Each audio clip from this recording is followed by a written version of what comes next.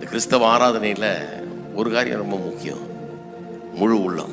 கர்த்தருக்காக வாழ்கிறதுலேயே அந்த முழு உள்ளம் ரொம்ப முக்கியம். பாருங்கள், இந்த தேவனாகிய கர்த்தரை அன்பு உருவாயாகன்னு சொல்லலை, முழு உள்ளத்தோடும் முழு ஆத்மாவோடும் முழு பலத்தோடும் அன்பு உருவாயாக.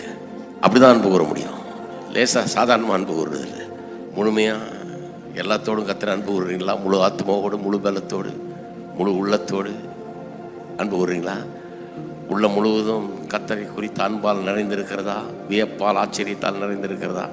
அதுதான் கிறிஸ்தவ ஆராதனை. பாருங்கள், கிறிஸ்தவ ஆராதனைங்கிறது ஏதோ 4 பேர் பாடுறாங்க, நம்ம நின்று வேடிக்கை பார்ப்போம் அப்படின்ற சில முழு ஆத்மாவோடு முழு பலத்தோடு கர்த்தரை துதித்து பாடி ஆராதித்து நாம் கர்த்தரை கொண்டாடுகிறோம். ஏன்னா அவர் செய்த நன்மைகள் ஏராளம். அவர் செஞ்சது இருக்கட்டும், அதுக்கெல்லாம் முன்னாடி அவர் யார்?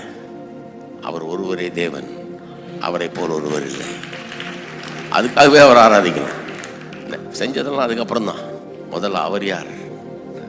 அவர் தேவன், அவர் ஒருவரே துதிக்கப்படத்தக்கவர், ஆராதிக்கப்படத்தக்கவர்.